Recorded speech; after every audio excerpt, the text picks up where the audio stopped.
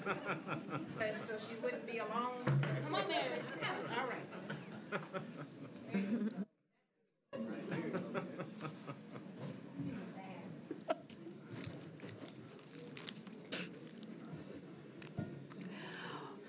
Welcome, welcome, welcome to our fourth public budget hearing for the 2018-2019 Board of Education budget. The Board of Education and our administration, led by Dr. Joseph, have been working really hard this year to ensure that our budget reflects our priorities. And we greatly appreciate all the hard work that has gone into this budget season as we've developed a budget and received input from our community members. We've scheduled 5 public hearings this school year to give community members ample opportunities to share your thoughts on our budget. This is an opportunity for you to share your feelings about Dr. Joseph's current budget proposal that has been submitted to us as a Board of Education for final approval. We will have another budget committee meeting on April 12th at 4 o'clock p.m. and we will have our final public hearing on the budget that same night at 5 o'clock p.m. We greatly appreciate all of the input and questions we've received during this process. Dr. Joseph's team has fielded over 50 questions from board members and the public, and I appreciate their diligence in answering questions in a timely fashion. This has been an unprecedented amount of feedback, and the community engagement has been amazing. We appreciate you as engaged stakeholders. Our budget should reflect our values as they've been expressed in our strategic plan, and we know that community engagement is extremely critical to our school's overall success. We also are providing you with a one-page document that summarizes our 7 strategic priorities within our strategic plan. Before I open the floor for public comment, I'd like to share a few highlights of this current budget proposal. You should have received a fiscal year 2018-2019 operating budget overview when you arrived. If not, please raise your hand and we can get one to you. Oh, wow. The current budget request is for $924,004,600. This is a proposed 5.1% increase over last year's budget. The budget proposes an additional $5.2 million for special education students and a $2 million increase for English language learners. In addition, significant increases are proposed for social-emotional learning supports to support the training of approximately 3,000 teachers and wraparound services for a number of additional schools. 54.4% of those dollars in the proposed budget will go directly to schools. $24.6 million of those dollars has been recommended to increase employee compensation, including additional support for paraprofessionals. The budget also prioritizes equity by providing more Title I dollars to our neediest schools while still supporting schools who have poverty of at least 50%. If you've not had an opportunity to view Dr. Joseph's State of the Schools address, I would strongly encourage you to view it by visiting the MNPS website. There is a link on the top of the page that will allow you to view it and to read his comments. Dr. Joseph, you and your team have done an excellent job. We appreciate your work. We appreciate the community feedback that we've received. We know that this will be a difficult budget season, but I am encouraged that we are prioritizing our people, our students, during this difficult time. Once we approve our final budget, it will be essential that we come together as a school board, a school community, and as a city to advocate with one voice to Mayor Barlow and the Metro Council. We look forward to collaborating with the community to ensure that our students and staff receive the resources and supports they need to continue to exceed great expectations. You should have received a number when you arrived. If not, please raise your hand and we will get a number to you. At this time, I will call on 1 through 10 to line up at the podium in order to begin the public comment portion of this meeting. Again, your presence here does not go unnoticed, and we appreciate your advocacy on behalf of Metro Nashville Public Schools. Thank you. You can begin.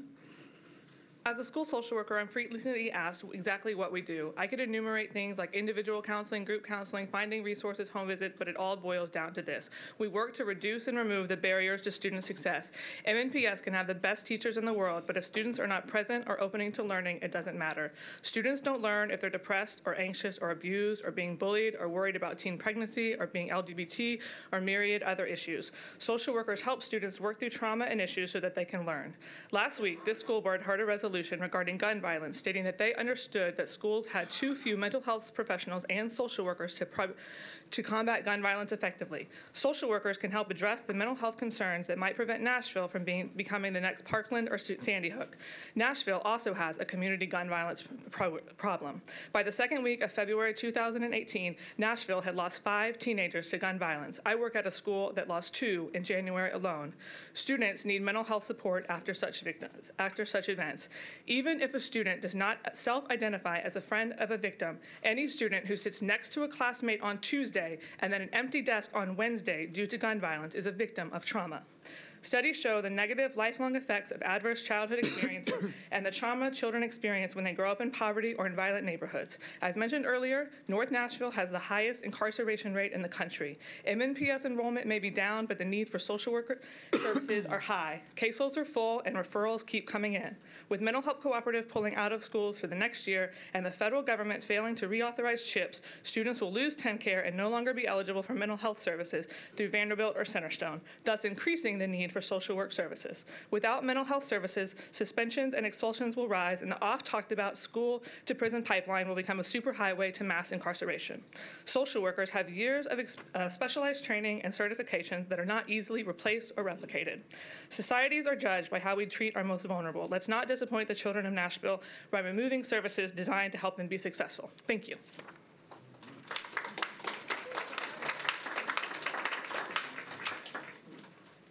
Hello, my name is Bob O'Berry, and I'm a school social worker for the last 15 years. And I wanted just to talk about how important and how much training you need to be a school social worker. I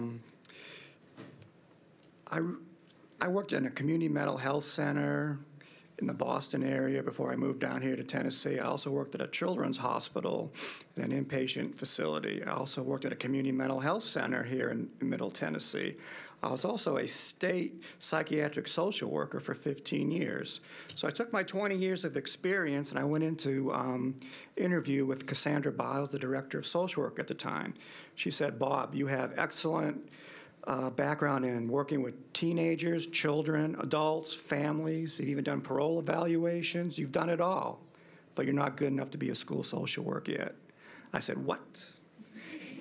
I've got 20 years of experience. I know what I'm doing." She said, "Go back to school, get your certification, take extra coursework, and then we'll talk." So that's what I did, and I became a school social worker. And I just want to let the board know that these aren't just walk-off-the-street jobs. These jobs take a lot of training, and I just want to say that social workers can be a key in the training of our teachers on the SEL model. Who better to serve the district than school social workers when it comes to social emotional learning? Thank you for your time.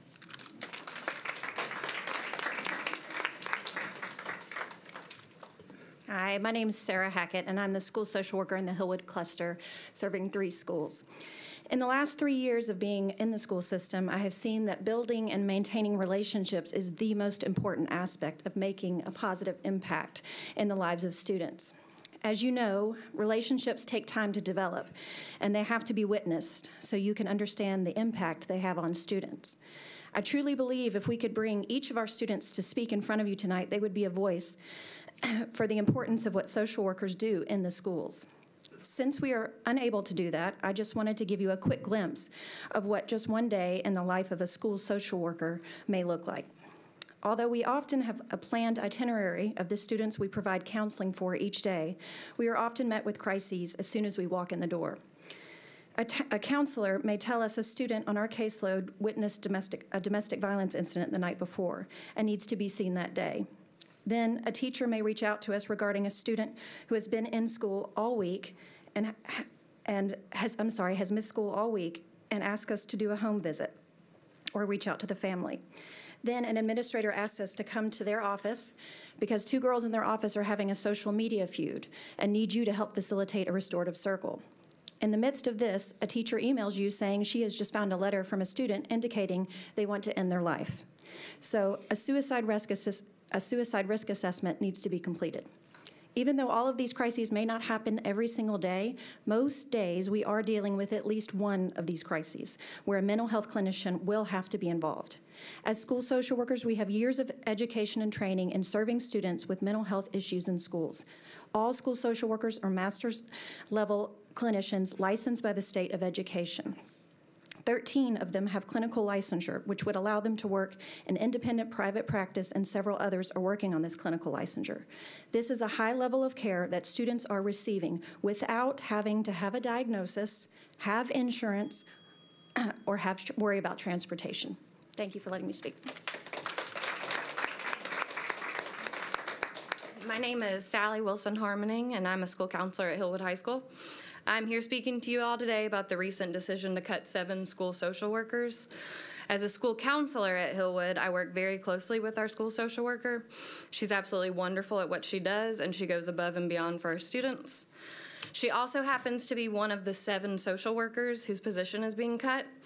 The other school social worker at my school currently serves our 9th graders once a week because he has a caseload at a different school the other 4 days of the week. So it's unrealistic to say that he's going to take on my current school social worker's caseload of 50+ students along with his caseload at Hillwood and his other school.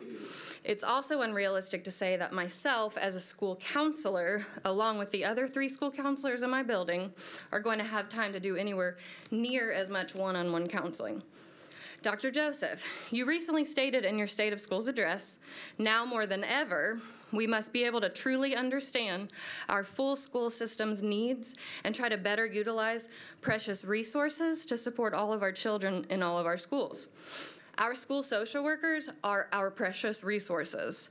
They are the only people staffed in schools that are thoroughly trained in social emotional learning, trauma, and adverse childhood experiences, and are not only available to give support to students inside the school building, but also out in the community.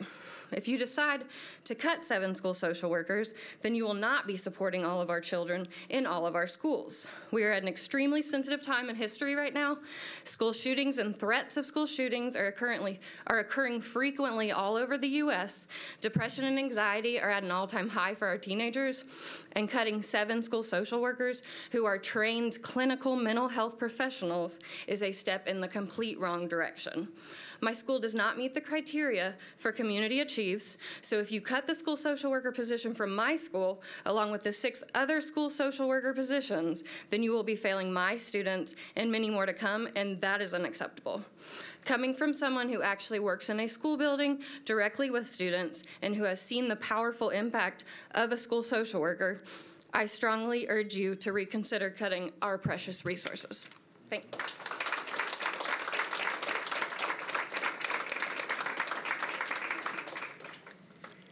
Good evening. My name is Janice Turner. I'm a Hillsborough cluster parent and daughters in Hillsborough High School. In regards to the proposed budget, I want to speak to the difference between what is being communicated about the allocations of funds to the schools and the reality. There are many challenges when people start talking about numbers, and there are a lot of ways to analyze these. You can look at dollars per student versus total dollars versus purchasing power. I propose that the best metric to use or to consider is purchasing power with those funds. It should be noted that in the upcoming year, the average cost of a teacher will increase by $2,600, and that's for every school's budget. For Hillsborough High School, which is currently a Title I school, our funding per student will actually go up $80 next year. There's a projected drop in enrollment of 56 students. And along with the fact that next year we will just barely not be eligible for Title I funds, this all leads to a loss of purchasing power for the school. Specifically, the loss of purchasing power will cause in the staff a cutting of a general parapro, a campus supervisor, an instructional coach, a credit recovery teacher, and 1 classroom teaching position. There's an additional campus supervisor and clerk positions that we were going to lose, but we were able to save with a one-time payment to help us wean off the Title I funds. It should be noted that that credit recovery position will be sorely needed and missed in the loss of our graduation rates. The school will be submitting some exception hire forms, and we hope that those will be approved. However, the point is, no matter how you do the math, in the end of the day, Hillsborough High School has lost purchasing power, and our students will be negatively affected. We ask that you consider Hillsborough High School and all the schools like ours and work to make them whole in terms of their budgets for the next coming year. Thank you very much.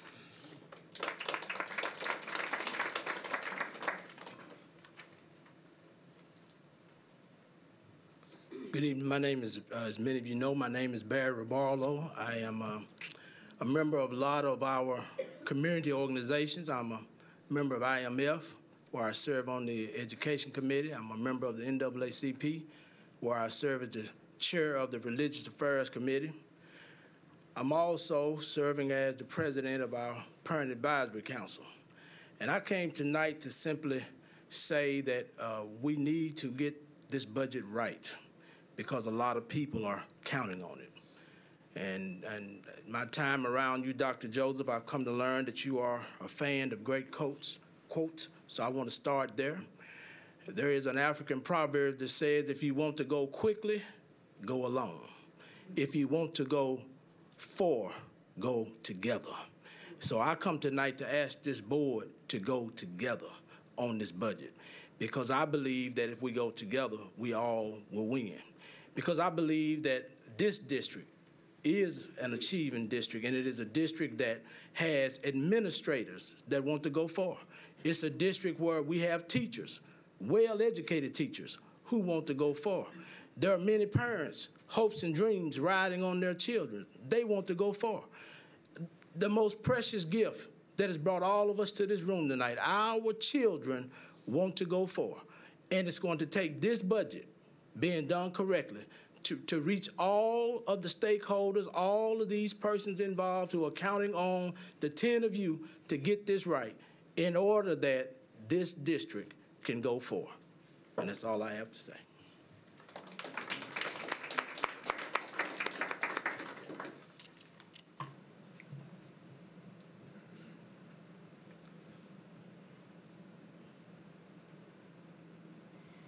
Okay. Good evening. My name is Amanda Kale. I have just a couple of thoughts to share. I want to say that I know that your jobs are extremely difficult, and there are many, many, many asks happening right now.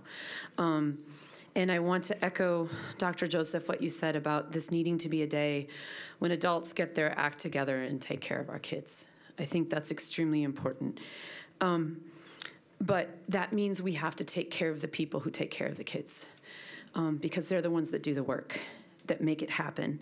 And I want to say I was late arriving here because I got a text from a panicked family at the end of the day, and the school social worker stayed late and helped sort out a very, very difficult situation. And I rely on that social worker a lot.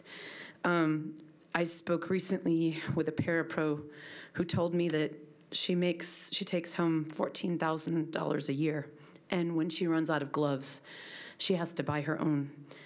I've seen too many classrooms staffed by an endless list of substitutes, or classrooms that become revolving doors. We have to have the salary that retain the experts that can reach our kids, because I agree with you, it is a civil right to be able to read. And we need to put in the investment in the people who will teach our kids to read. We need to recruit them, and we need to keep them. And finally, I just want to say it can't be left to teachers alone to solve the school-to-prison pipeline. We need help. We need social workers. We need counselors. We need deepening investment in our community schools. We need the investment to make restorative justice work. We want to be a partner with it, but we can't do it alone. And so I just hope that we take these ideas and apply them to our budget and make sure that those issues are not ignored. Thank you.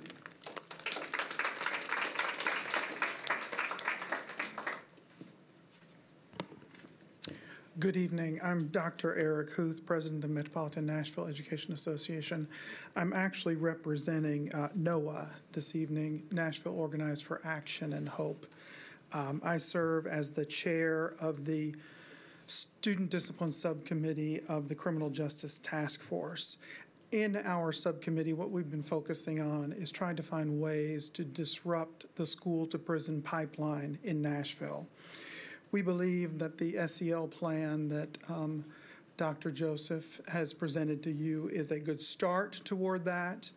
There are some of us who believe that funding the social workers is also an important part of that, so I would encourage you to relook at that. But one of the important things about the SEL plan that this district does not always do is that it actually funds the training for the programs we're trying to implement. And so it's really important that if we believe in social emotional learning in this district and in this community, that we fund the training for teachers and other personnel in the district to implement those programs, including all three interventions that we're trying to use in the district. So we encourage you to make sure that this funding stays in the budget and to support social emotional learning in any way that you possibly can. I'd also like to take a moment to thank Dr. Joseph and Dr. Narcisse and Dr. Majors for working with our subcommittee. They've spent a lot of hours talking to us and talking through these issues, and we really appreciate that. Thank you very much.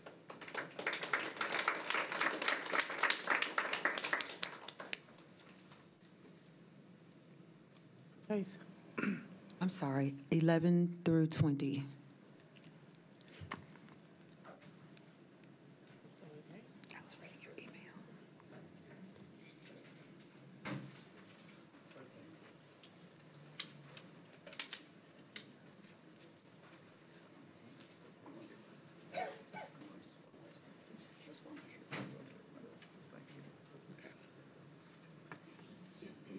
Good evening. My name is Linda Robinson. I'm the co-chair of NOAA's Criminal Justice and Mass Incarceration Task Force. Several members of NOAA's School Discipline Reform Subcommittee are here with me this evening. NOAA, Nashville Organized for Action and Hope, we're a faith-based coalition that's multiracial and is comprised of 62 member groups that work to give voice to those who have no voice. Among other things, NOAA wants a future where we stop funneling young Black men into jails and prisons. NOAA exists to build power to make that change. So why do we need change? Black students account for a full 75% of suspensions and expulsions when they're only about 40% of MNPS enrollment. Suspension and expulsion triples their chances of contact with the juvenile justice system, funneling them directly onto the school-to-prison pipeline. NOAA believes and data shows that less punitive discipline models work to keep kids in school, out of the criminal justice system, and off of the school-to-prison pipeline. NOAA has worked on this issue with MNPS for over 3 years, meeting with many school board members and administration, as well as engaging over 300 parents, community members, and school staff during our community outreach meetings. This year's budget finally prioritizes funds, money, for social emotional learning and restorative practices. NOAA is and will continue to meet with MNPS administration on the rollout of SEL across the district. We've been here before and we're back. Why are we here today? What we do know is that the school board must understand the importance of and fund social emotional learning part of the budget. Are we really committed to putting our money where our mouths are? We say we want to reduce the racial disparity in school discipline and break the school-to-prison pipeline. Prove it. And fund the social emotional learning interventions in this school year's budget. Thank you. Could you put my hand on the microphone? Right, okay. Good evening, all. Thank you. Yes, I am blind. I say that, not that it isn't absolutely noted anyway, but I take Access Ride all the time. I was this morning at Payne Chapel AME Access Ride. I was a different time during the day at downtown Music City Center. And then I'm here this evening because of Access Ride. You, ladies and gentlemen of the school board, are Nashville's access ride to its future. I have a short story I want to tell you. I was in sales for 20 years, life insurance sales, so you might want to hang on to your wallets. But in that period of time, I learned how to tell a little story. And in the way I'm telling emotional learning, social emotional learning, is that kids are on the street, oftentimes because of language problems or because of being in impoverished neighborhoods, but they're on the street. They get in, they bring habits into the classroom, they get into trouble, they go to the principal's office for the third time they're out. What I like to say is that kids that are raised on the street don't have any business being put back on the street. So I ask you to strongly support social emotional learning and allow NOAA to strongly support you. Thank you. All right.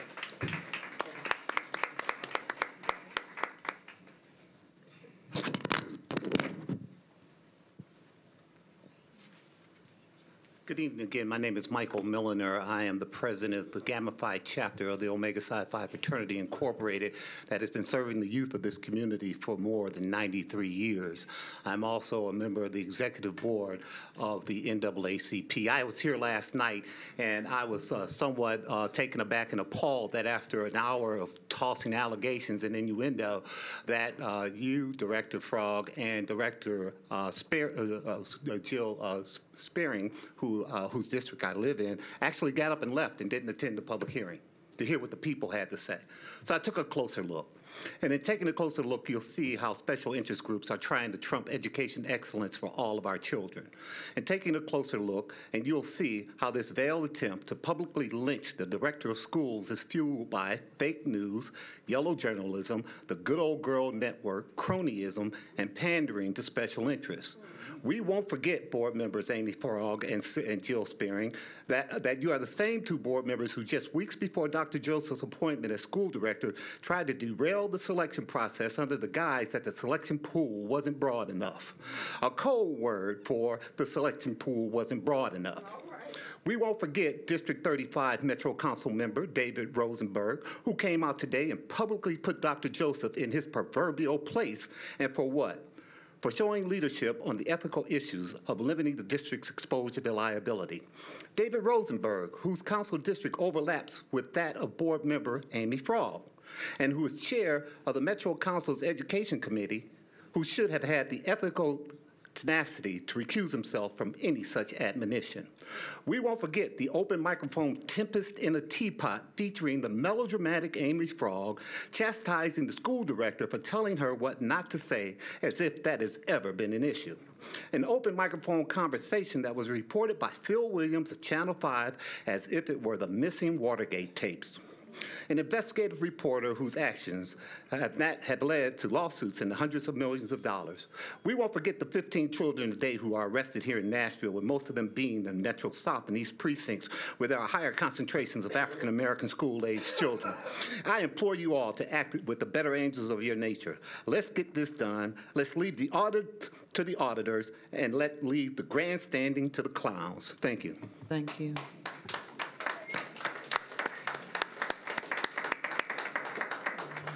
Good evening. I'm Reverend James Turner, pastor of New Hope Baptist Church in the Gulch, and also the president of IMF, Interdenominational Ministers Fellowship. Just here to say, to come on behalf of the IMF, that we want to commend the work that the district is doing in the leadership, and we thank you for your passion for the kids. I'm a product of Metro Schools, and I'm just so proud to be a part, to represent wherever I go. That's how I go in learning of how this Metro Schools, and seeing the great work and the passion that you care for every student, and that you care for the least of these and the communities where our predominantly African Americans and our poverty-stricken areas are, and how you're trying to do what you can around the funding. So we want to say, as IMF and the president of IMF, that we support your decisions and trying to do what the cards that you have been dealt with, and the different decisions that you have to make that are very hard, and that you're trying to do the best of what you can. But also say and send a message to the city that if we can if we can support and try to vote on a system, a transit system that cares about traffic, and that we can up to the billions of $9 billion, we can show enough in the city can support our metro schools in our district for the work that needs to be done for all of our communities, for African Americans, for our Latinos, and everyone who's a part of this district to get the excellent education that I know that I was a part of, that I know that we're striving to be more, to strive for that. And I just want again to say thank you for your work, and we have our support, and we will fight with you all the way to the mayor and to the state to make sure that our schools is funded correctly as IMF. Amen. God bless you. Amen. Amen. Good evening. My name is Ricky Gibbs. I'm the current principal at Glengarry Elementary. We sit in South Nashville. When you look at percentage-wise, we're one of the largest EL schools in the district. We currently serve about 64% active EL learners at Glengarry. Earlier, we had the opportunity to hear from Kevin and Molly about the growth that ELs are making. But tonight I wanted to piggyback on that conversation and talk about we're able to make that growth through the school-based budgeting process. Through that process, especially for this next school year, we're allocating that extra money to help push our EL students to that next level, but also students who are coming from poverty. Glengarry, we sit at 100% poverty as well. So we know that our boys and girls have extensive gaps in their education, and it's going to take more for us to ensure that they get a quality education so one day they can graduate from a four-year college or university. Through that school-based budgeting process, it's allowed us to think outside the box. Glengarry serves about 413 students, so typically we wouldn't get an assistant principal at a school of that size. The school-based budgeting process has allowed me to use the limited funds that we would get to hire a retired principal at a discounted amount that I can use that person to help support my teachers through giving them informal feedback and just being there to be that assistance in the school to ensure that we make those type of gains. The type of gains that Kevin and Molly spoke on earlier, they're not easy to come by. And it's going to take that continuous investment in thinking about the populations that are some of our most needy populations to ensure that as a district we continue to move forward. So I just want to say thank you for investing in our most needy population, and I just hope that we continue to push that process. Thank you.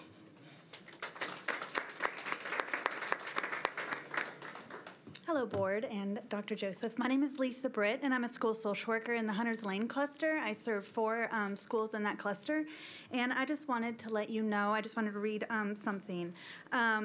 School social workers have intense training in multiple fields, including trauma, adverse childhood experiences, suicide, grief, anger management, LGBTQ, anxiety, bullying, restorative practices, A&D issues, abuse and neglect, and additional mental health concerns. We also provide additional support to teachers and staff by providing trainings about SEL, mental health, trauma, ACEs, as well as participate in school-related functions to connect with parents and families. We also collaborate with outside agencies and build relationships with resources and nonprofits in the community to enhance the relationships with schools and community, as well as to make connections for the students and families that we work with. The 7 positions that are being repurposed within the department are lead school counselors, behavioral analysts, and SEL practitioners. These proposed positions do not provide direct services to students and are not even located in the school building. Social emotional learning is one of the top priorities of MNPS. However, the proposed budget removes 7 positions whose full job description is providing direct services to students, meeting their SEL needs. Social emotional learning and school social workers are intricately connected, and to prioritize one while cutting the other one out doesn't make sense. In this day and age, we should be increasing trauma-informed practices and SEL supports, which school social workers fully encompass and deliver on a daily basis directly to our students. We give a voice to those marginalized students. Thank you.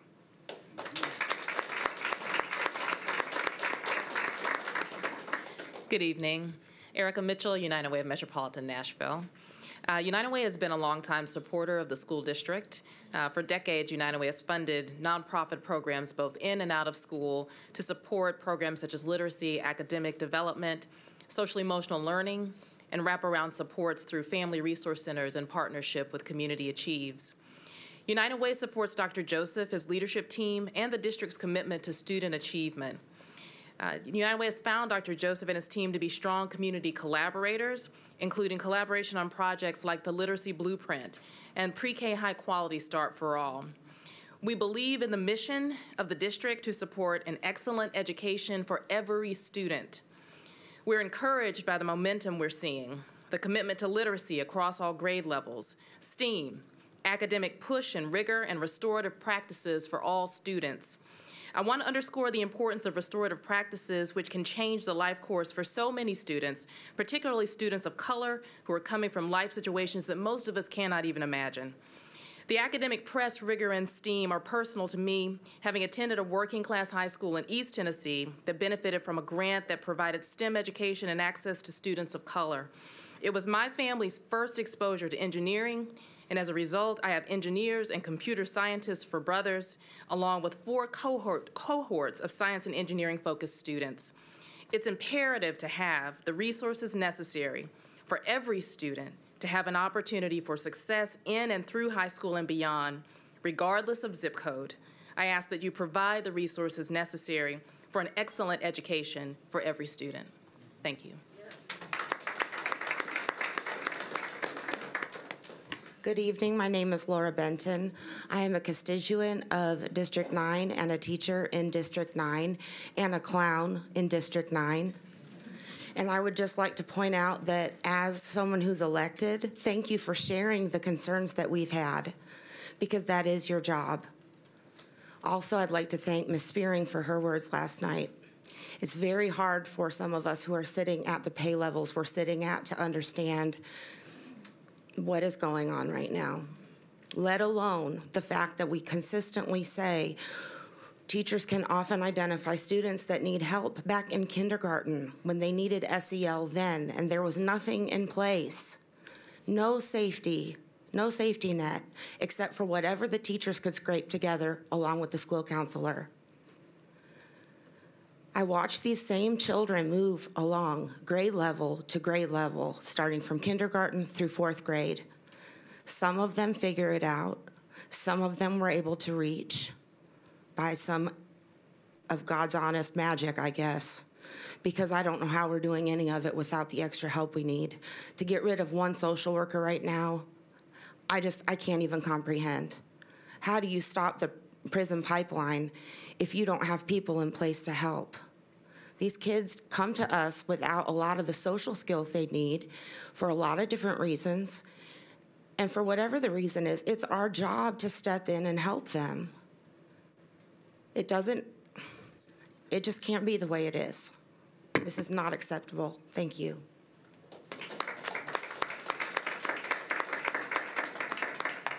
21 through 25, please walk up to the podium as well. Get in line. I think it's, yeah, sorry. No worries. Good evening. My name is Watisha Lawless. I'm the principal at Napier Elementary School. There's a sense of urgency at Napier. We have been listed as a low-performing school and on the priority school list for a number of years. We are currently on Alpha Track, and it was communicated directly if we do not show growth this year, there's a possibility of a state takeover. At Napier Elementary, we have established 3 priorities: improving ELA proficiency, building teacher capacity, and supporting the social and emotional needs of our students, families, faculty, and staff. And thanks to the support of Dr. Joseph, Ms. Gloucester, and their teams, we have experienced tremendous success in each of these areas during this school year. Our students are showing growth in mastery of foundational skills and state standards. 60% of our students are reading at or above grade level, according to text level assessments. 2 years ago, that number was 20%. The number of kindergarten and 1st grade students listed as high risk, according to FastBridge, has decreased by 9 percentage points in ELA and 16 percentage points in math. 29% of our 3rd and 4th grade students have met or exceeded their RIT scores, according to MAP, and we have experienced a 9% increase in the number of students who've moved to the 4th or 5th quintile. And 42% of our students have met or exceeded their RIT score in math, and 7% of those students have moved to the 4th or 5th quintile. Our chronic absenteeism rate has decreased from 36.2% to 35%. Now, that may seem like a small decrease, but at this point of the year, it's significant. And it shows that our efforts are making a difference, because we have a 40% mobility rate, and we inherit the attendance rates of those students. Our out-of-school suspensions have decreased by 74%, and our number of discipline referrals have decreased by 23%. There's a 13% increase in the number of parents who attend our monthly family suppers. And through our collaborative referral process, we have proactively identified and provided wraparound services to 60 students and their families. Our restorative practices fidelity check indicates we have one of the highest implementation rates at 88.2%. And during our latest climate and culture survey, 95% of our faculty stated that they wanted to return to Napier and stay there for a number of years. We are extremely proud of the work and the amount of success we have been able to accomplish. The need for the additional Title I funds for a school as vulnerable as Napier Elementary is necessary to continue the work, to continue to serve, and to provide what is needed. Serving the members of the Napier community is a matter of life and death. They deserve the best, and this is our time to get off of the priority list. We are making the necessary changes and showing growth, and we are pleased that Dr. Joseph and this board are making it a priority to approve this budget so that Napier is not asked to do more with less. Thank you. Thank you.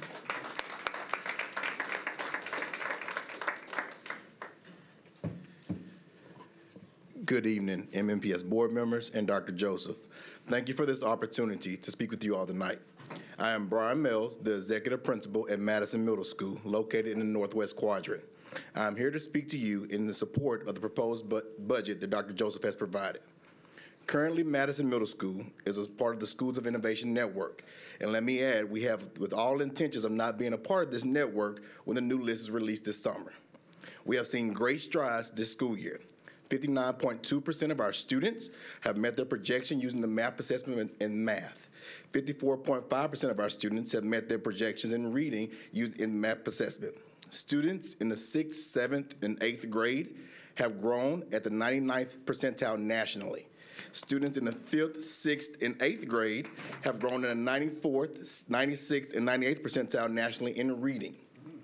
We've also seen a 50% decrease in the number of discipline incidents this school year, with an additional 80 students who have come to our school building due to the early conversion of Neely's Bend Charter. Our teacher attendance rate from last school year has gone from 22nd out of 31 middle schools to 6th out of 31 middle schools. Parts of these successes are due to our strategic planning from our former school improvement grant. These funds allowed us to provide additional literacy and numeracy supports, as well as social and emotional supports for our students. The school improvement grant ends this school year, thus requiring several budget cuts. However, with the proposed increase to Title I funds, we are able to sustain 90% of our current plan. This sustainability is what we believe will support our efforts to move us out of priority status. I thank each of you for your consideration of the proposed budget, which will indeed support Madison Middle School to continue to become a school on the move that raises the bar for our students each and every day. Thank you.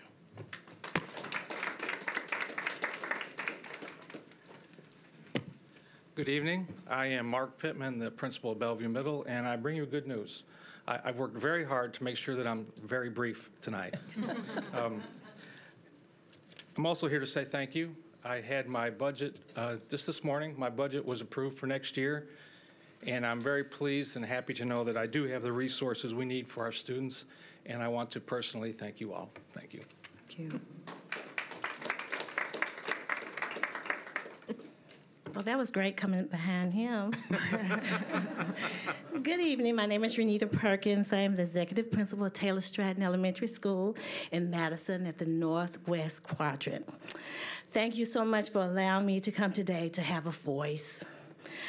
Taylor Stratton has a high population of EL students.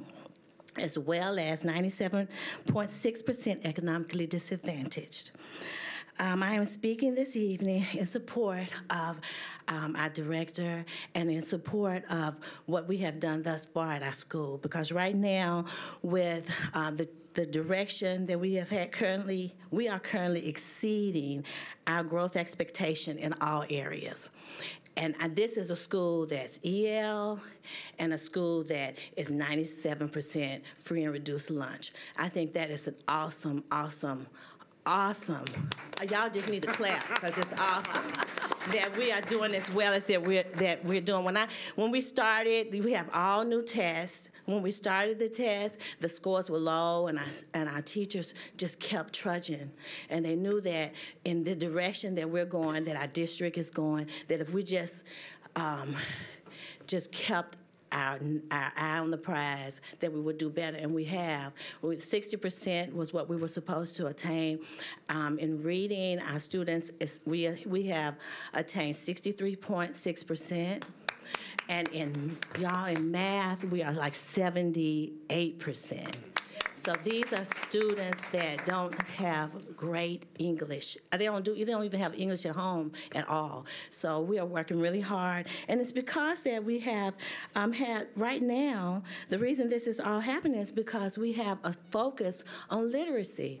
I am a product of Nashville Public Schools, and I have worked in Nashville Public Schools for 26 years, and we have never had this focus so rapidly on literacy. We have not, and so anyway, I just want to tell you, thank you for your folks, thank you for being here, and I appreciate you. The IFL units, everything have been awesome. Excuse me, thank you. Just playing. Sorry. I would just like to say thank you to you guys. Last year, during this process, we held at least 2 budget hearings, and I think we may have had 1 person in the room. So you guys owe yourselves a big hand for participating in this process.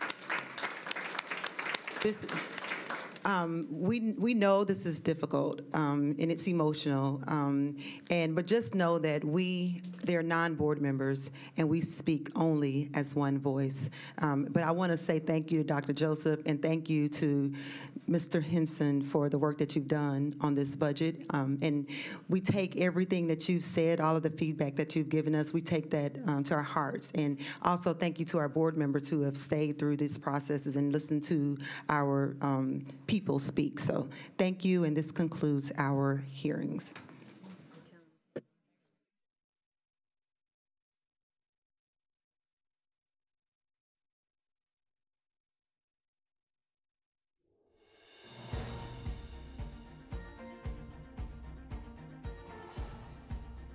This has been a service of the Metro Nashville Network.